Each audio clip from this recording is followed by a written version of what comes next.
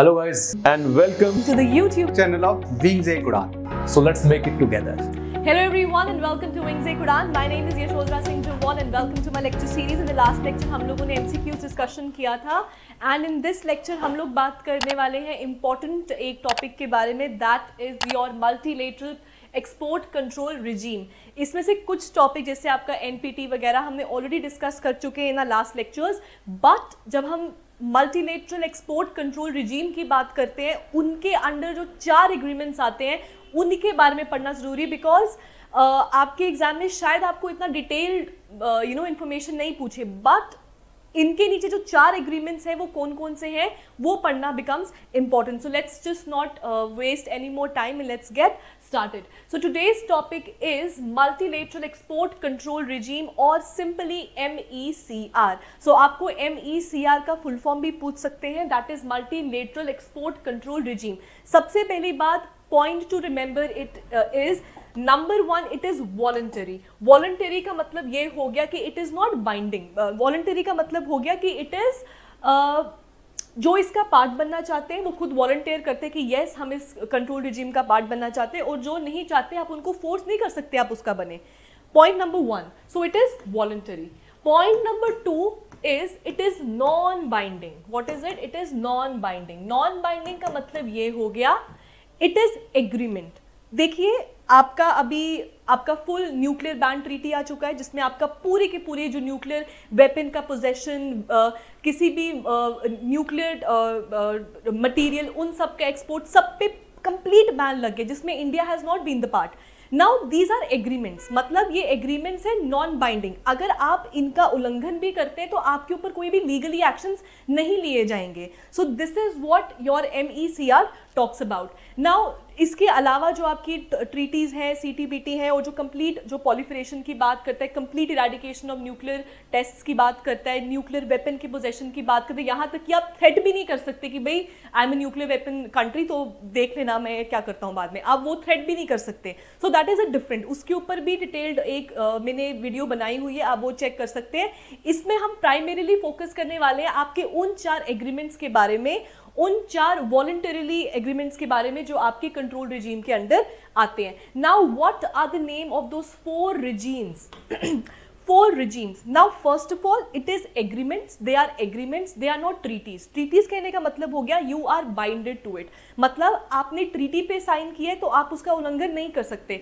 They are all agreements कि आप agreement पे साइन करते हैं, अगर आप उल्लंघन भी करते हैं तो आपके ऊपर कोई भी लीगल एक्शन नहीं लिया जाएगा. तभी तो इसके बाद हमने इतने सारे स्टेप्स लिए towards nuclear eradication, nuclear weapon eradication. अगर ये सब इतने स्ट्रॉन्ग होते, लीगली बाइंडिंग होते तो हमको आगे करने की क्या जरूरत थी, right? So number 1 is the nuclear supplier group. Nuclear supplier group is very very important क्योंकि इंडिया जो है बहुत देर से जद्दोजहद में लगा है कि हमको न्यूक्लियर सप्लायर ग्रुप का पार्ट बनना है, जबकि इंडिया जो है अभी तक इसका पार्ट नहीं बना है. क्यों नहीं बना है वो हम आगे देखेंगे. Next up we have is the Australian group. Australian group क्यों एग्जिस्टेंस में आया, इसके क्या ऑब्जेक्टिव्स हैं वो भी हम आगे डिस्कस करेंगे. Number 3 is the MTCR, that is missile technology control regime. And number 4 is the Wassenaar agreement और द अरेंजमेंट.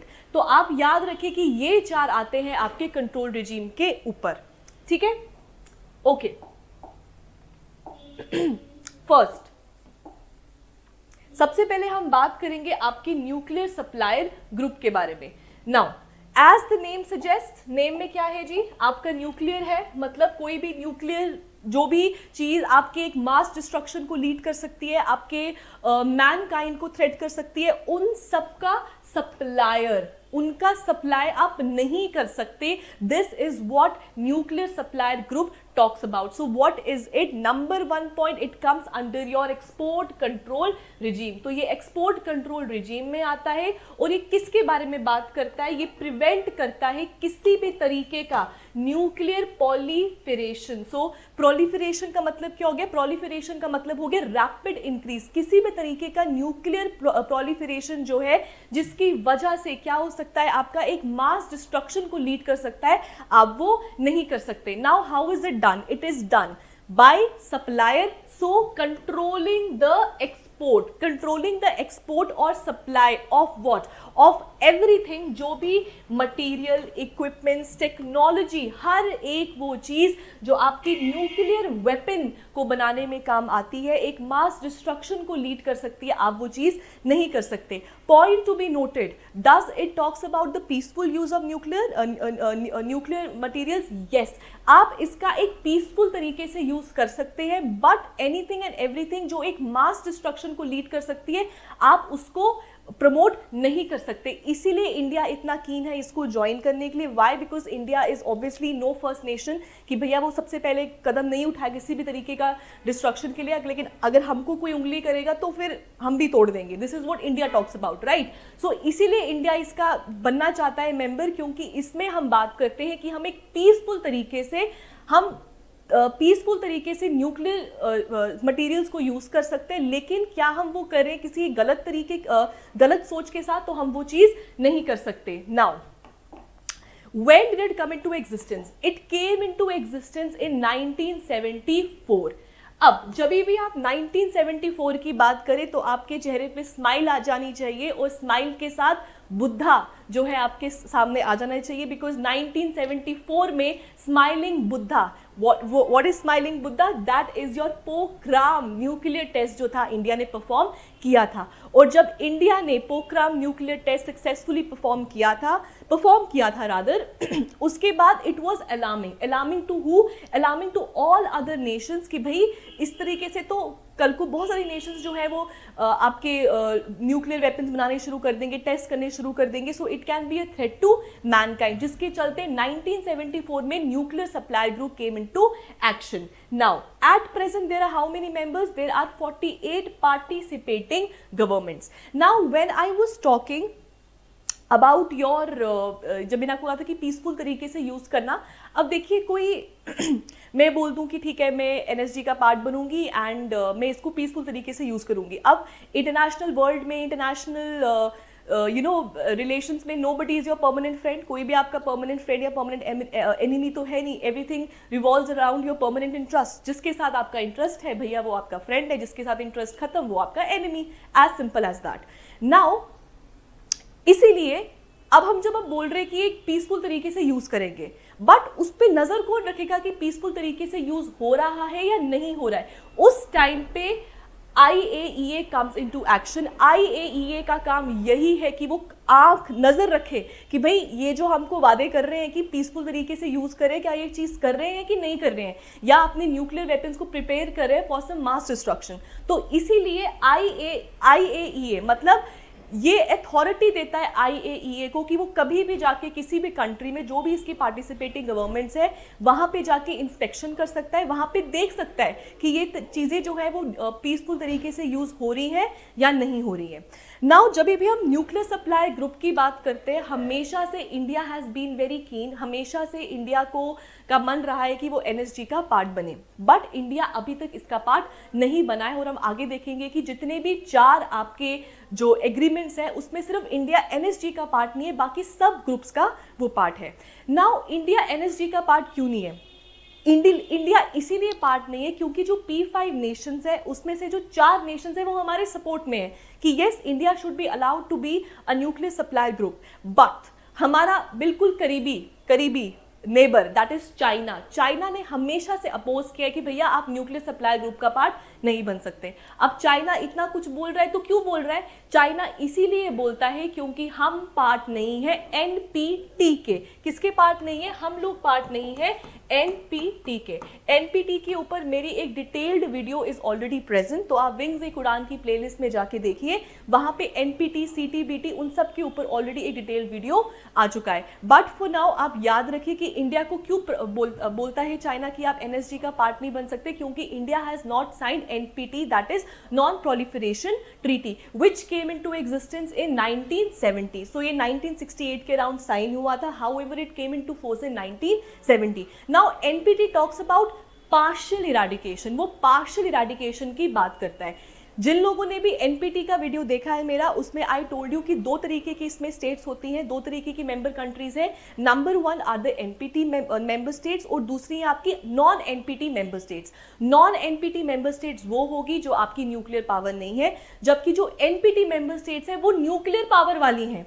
अब नॉन पॉलिफरेशन का मतलब न्यूक्लियर डिसआर्मामेंट को खत्म करना है, इरेडिकेट करना है। तो वो मेंबर कंट्रीज जो न्यूक्लियर वाली हैं वो क्या कर रही हैं, क्योंकि ये मानता है कि वो सब कंट्रीज जो 1967 से पहले न्यूक्लियर पावर कंट्रीज बन गई थी, सिर्फ हमारी नज़र में वही है न्यूक्लियर पावर कंट्रीज। उसके अलावा क्या कोई कंट्री न्यूक्लियर पावर कर सकती है अटेन? तो नहीं कर सकती, जिसके चलते इंडिया जो है अपने आप को एनपीटी से भाई दूर ही रखता है। नाउ इंडिया एनपीटी का पार्ट नहीं है, इसीलिए चाइना बोलता है आप एनएसजी का पार्ट भी नहीं बन सकते। सो क्या चाइना एनएसजी का पार्ट है? Yes, China is part of NSG. तो आप इतना याद रखें कि न्यूक्लियर सप्लायर ग्रुप का पार्ट चाइना है।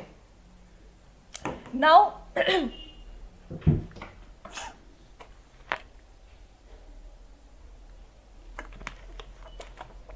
सो सॉरी, जब मैं आपको बोलती हूं कि चाइना इसका पार्ट है, इंडिया इसका पार्ट नहीं है, आप उन चीजों को समझें। क्यों समझें? क्योंकि हम आगे इसके बारे में बात करने वाले हैं। सो अभी के लिए आप इतना याद रखिए, out of all the 4 regimes जो हम आगे पढ़ने वाले हैं, उसमें से China is the part of nuclear supply group, जबकि India is not the part of nuclear supply group. Why? Because India has not sign the non proliferation treaty. Fine. So आप इतना याद रखें, हमने कितना किया, तो हमने जो पहला हमने कंट्रोल रिजीम पढ़ा है, that is your nuclear supplier group. next up we have is the Australian group।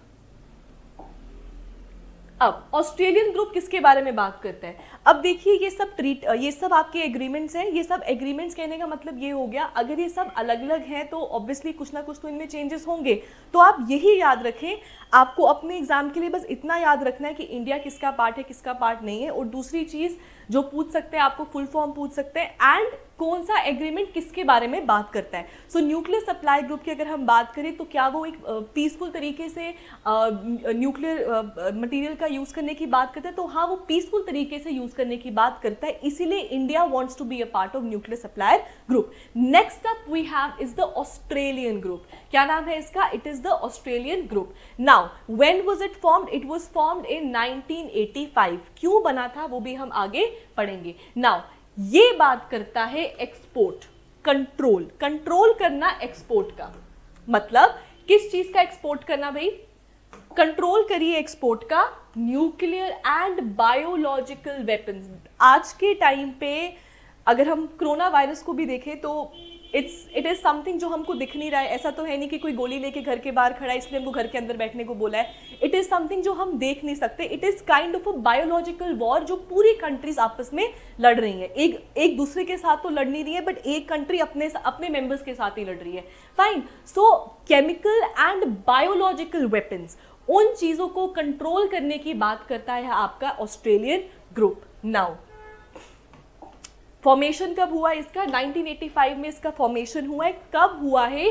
During Iran Iraq war, जब इराक ने एक केमिकल वेपन जो था ईरान के ऊपर छोड़ दिया, जिसके चलते इट बिकेम अलार्मिंग कि भाई सिर्फ गोली बारूद के साथ नहीं, केमिकली भी आप जो है दूसरे कंट्री को हार्म कर सकते हो। सो केमिकली, फिर आपका बायोलॉजिकली। सो ऑस्ट्रेलियन ग्रुप जो है वो बात करता है केमिकल एंड बायोलॉजिकल वेपन्स के बारे में। ठीक है, सो आपको ये डिफरेंस याद रखना है। और ये कब फॉर्मेशन हुआ था? ये आपका 1985 में फॉर्मेशन हुआ था, जब एक लॉन्ग आपका जो ईरान इराक वॉर रहा था 1980 से लेके 1988 के अराउंड कहीं जाके ये खत्म हुआ था। नाउ इंडिया पार्ट है ऑस्ट्रेलियन ग्रुप का।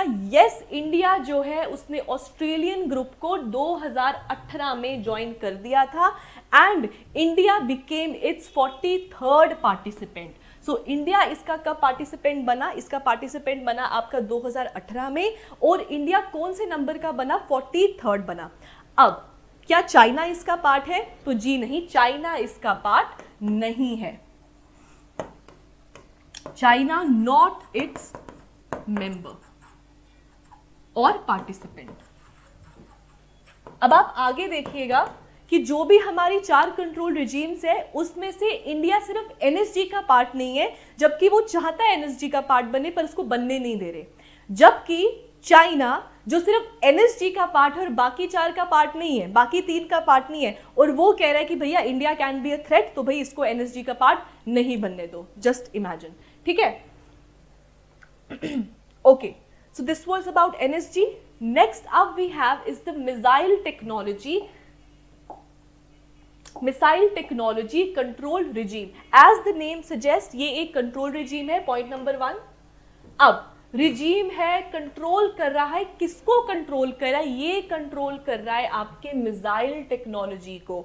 नाउ जब हम मिसाइल टेक्नोलॉजी की बात करते हैं तो इसमें प्राइमरीली हम लोग रॉकेट्स वगैरह इन चीजों के ऊपर हम फोकस करते हैं। नाउ इट लिमिट्स, ये किसको लिमिट करता है? It limits the rapid increase of missiles, मतलब जो भी मिसाइल्स आपके ब्लास्टिक्स मिसाइल्स हैं, आपके सुपरसोनिक मिसाइल्स हैं, इतने मिसाइल्स तो आजकल आगे हुए हैं। सो ये बात करता है उन सब मिसाइल्स को की जो रैपिड इंक्रीज है उनको रोकने की बात करता है, ठीक है। Now when was it started? It was started in 1987। सो पहले हमने पढ़ा आपका ऑस्ट्रेलियन ग्रुप, अब हम पढ़ रहे हैं आपका 1987 में आपका आया आपका MTCR। नाउ MTCR जो है, आपको इसमें भी एक क्वेश्चन ये आ सकता है कि MTCR जो है वो स्टार्ट कब हुआ था और किनके द्वारा स्टार्ट हुआ था।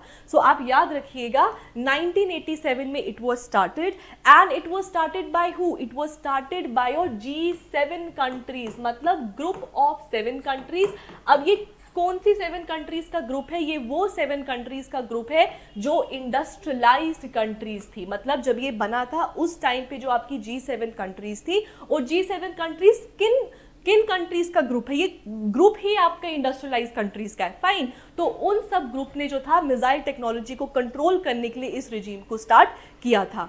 Now is it legally binding? So no, it is not legally binding treaty. So it's kind of like an agreement. And क्या ये लीगली बाइंडिंग है? तो जी नहीं, ये लीगली बाइंडिंग नहीं है। तभी तो हमने आगे चल के जो हमने पूरा इरेडिकेशन की बात हमने इसीलिए की है क्योंकि ये लीगली बाइंडिंग ट्रीटी जो नहीं है। नाउ जैसे मैंने पहले बोला, चाइना जो है वो सिर्फ NSG का पार्ट बन के अपने आप को बहुत बड़ा धुरंधर समझता है। तो क्या चाइना इसका पार्ट है? जी नहीं, चाइना इसका भी पार्ट नहीं है, जबकि इंडिया इसका भी पार्ट है। So China is not the part, whereas India is the part of MTCR। की इंडिया बोलता है कि हम मिसाइल टेक्नोलॉजी को फॉर मास डिस्ट्रक्शन के लिए हम आगे फैलाने वाले नहीं हैं। Now what does it do?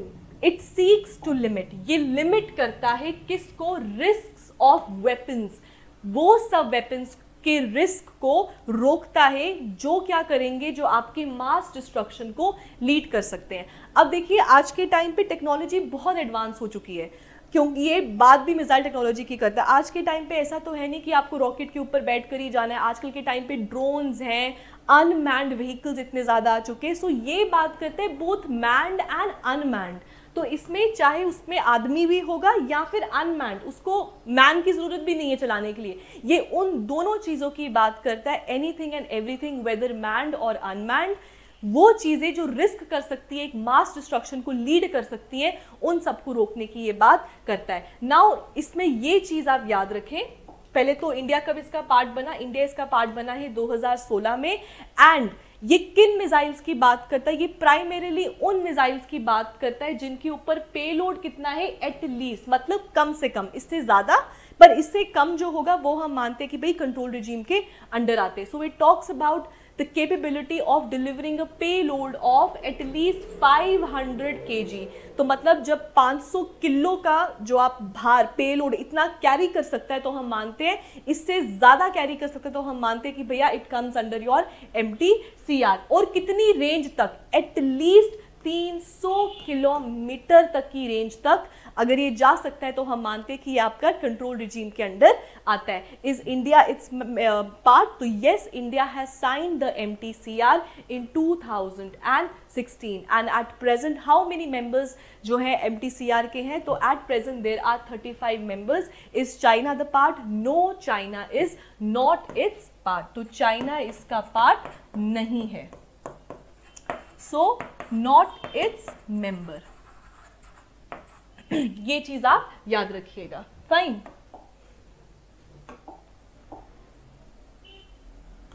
Next up we have, okay, next up we have another important agreement, that is your Wassenaar agreement. Now Wassenaar agreement किसके बारे में बात करते हैं? Wassenaar agreement जो है, पहले बात तो ये जगह was वासेनार कहाँ पे है आपका? नीदरलैंड्स नियर हेग, जहाँ पे इंटरनेशनल कोर्ट ऑफ जस्टिस भी है, उस वहाँ पे ये एग्रीमेंट जो था इट केम इनटू फोर्स। तो तभी से इसका एग्रीमेंट का नाम भी आपका वासेनार एग्रीमेंट, कहीं कहीं पे वासेनार अरेंजमेंट भी लिखा होता है, तो one and the same thing, right? So what does it control? It controls conventional arms and dual use of goods and technology. मतलब जब आप किसी व्हाट इज इट दूसरे नजरिए से किसी भी टेक्नोलॉजी को यूज कर रहे हो, मतलब एक शातिर वो नहीं है, एक पीसफुल तरीके से नहीं, एक गलत तरीके से आप किसी भी गुड्स या टेक्नोलॉजी को यूज़ करने वाले हैं, तो हम मानते हैं कि भैया वो वासेनार अरेंजमेंट या एग्रीमेंट के under it is prohibited. Now what does it control? It controls the conventional arms and dual use of goods and technology. इसमें जो भी आपके कन्वेंशनल आर्म्स है, जैसे कि आपका टैंक्स वगैरह ये सब चीज़ें आ गई, उन सबको अगर आप एक गलत तरीके के लिए यूज़ करें तो इसके under it is prohibited. Is India its member? Yes, India is its member. और इंडिया कब इसका मेंबर बना है? इंडिया मेंबर बना है इसका 2017 में। फाइन। अब वासेनार एग्रीमेंट क्यों इतना ज़्यादा इंपॉर्टेंट है? क्योंकि ये एक तरीके से रीजनल और इंटरनेशनल सिक्योरिटी को प्रमोट करेगा। तो ये क्या करेगा? ये एक रीजनल और international security and stability among different Nations, उनको ये प्रमोट कर देगा। नाउ क्या इसके अंदर मतलब हम कुछ भी नहीं कर सकते? हम लोग टैंक्स नहीं रख सकते, हम आर्म्स नहीं रख सकते? हम रख सकते हैं, ओनली फॉर डिफेंस पर्पस। तभी जो आपके ये 4 कंट्रोल रिजीम्स हैं वो इतने मतलब कामयाब तो हैं कुछ हद तक, बट इतने कामयाब नहीं है, क्योंकि आप हर चीज़ डिफेंस पर्पस के लिए यूज़ कर सकते हो, लेकिन एक मास डिस्ट्रक्शन के लिए आप यूज़ नहीं कर सकते। So it is only for defence purpose, not for aggressive purpose. मतलब ये नहीं है कि आज आप किसी कंट्री का दिमाग खराब हो तो उसने बोला कि मैं उसको उड़ा दूंगा, तो उसने लिया तो न्यूक्लियर वेपन उस पर ड्रॉप किया एंड खत्म हो गया काम। वैसा नहीं आप कर सकते। सो it can only be used for defence purpose, not for aggressive use. अब चाइना जो हमको बोल रहा है कि आपने एनपीटी का पार्ट नहीं है, आप एनएसजी का पार्ट नहीं बन सकते, चाइना जी जो है वो इसका भी मेंबर नहीं है। सो आपने देखा 4 में से सिर्फ 1 का मेंबर है चाइना, और इंडिया सिर्फ 1 का मेंबर नहीं है, बाकी 3 का मेंबर है। और चाइना जो है वो हमको बोल रहा है कि आप एनएसजी का पार्ट नहीं बन सकते क्योंकि आपने एनपीटी को साइन नहीं किया हुआ है। और जबकि to be very honest, China जो है वो एनपीटी को साइन भी नहीं करता। अगर चाइना 1967 से पहले ही न्यूक्लियर वेपन नहीं बन जाता तो क्योंकि एनपीटी रिकॉग्नाइज करता है चाइना को एज अ न्यूक्लियर नेशन। 1967 के जो पहले के न्यूक्लियर नेशंस हैं उनको वो रिकॉग्नाइज करते हैं कि they are the nuclear nations, इनके अलावा जो मेंबर्स बनेंगे वो नहीं बन सकते न्यूक्लियर नेशंस। इसीलिए चाइना जो है वो इतना उछलता है एनपीटी के नाम पर, एनएसजी का पार्ट बन के बैठा है। और एनएसजी भी जो है वो पीसफुल तरीके से यूज के बारे में जो है आपको देता है कि ठीक है आप एक पीसफुल तरीके से जो न्यूक्लियर चीजें हैं उनको यूज कर सकते हो, बट मैनकाइंड की डिस्ट्रक्शन के लिए आप इसको यूज नहीं कर सकते। सो China is not its member. Is India its member? Yes, India is its member. So India जो है आपका वासेनार अरेंजमेंट या एग्रीमेंट इसका भी मेंबर है। कब बना है? 2017 में जो है इंडिया इसका मेंबर भी बन चुका था। फाइन। तो हमने क्या पढ़ा? हमने पढ़ा कि इंडिया जो है एनएसजी, सिर्फ एनएसजी न्यूक्लियर सप्लायर ग्रुप, उसके अलावा इंडिया जो है वो बाकी सब का पार्ट है। और चाइना जो है बस एनएसजी को छोड़ के बाकी किसी का पार्ट नहीं है। सो इंडिया जो है it's not the member of NSG, whereas it became the part of nuclear group in 2018, MTCR in 2016 and Wassenaar Agreement or Arrangement in 2017. Fine. सो आपको इसमें याद रखना है जितने भी कंट्रोल रिजीम्स हैं उसके अंदर जो 4 कंट्रोल रिजीम्स आते हैं वो कौन कौन से हैं। सिर्फ यही आपके न्यूक्लियर वेपन ट्रीटीज नहीं है, इसके अलावा भी आपकी बहुत न्यूक्लियर वेपन, जैसे कि आपका एनपीटी है, सीटीबीटी है, और जो अब कंप्लीट पॉलीफरेशन की हमने बात की, रेडिकेशन की बात की है, जो हाल ही में न्यूज़ में बहुत ज़्यादा थी और इंडिया उसका पार्ट नहीं बनना है, वो भी जो है इसका पार्ट है। बट कंट्रोल रिजीम्स की अगर हम बात करें तो वो ये 4 जो मेजर है वो यही हैं। फाइन। तो इसमें हमने बात की है आपके कंट्रोल रिजीम्स के बारे में। आई होप आपको ये लेक्चर समझ आया होगा। So thank you and have a nice day.